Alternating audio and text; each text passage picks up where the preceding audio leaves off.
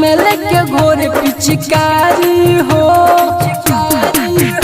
आगे पीछे उतर डाले पार पारी हो ढोड़िया में लेके घोर पिचकारी हो बड़ी करता तंग गीला करते बदन पूरा दिल बचोली मोर भारी हो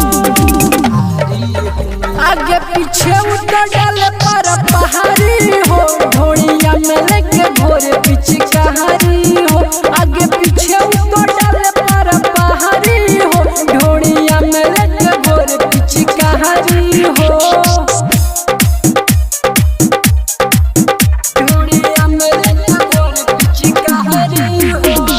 कंचन इब्राहिमपुर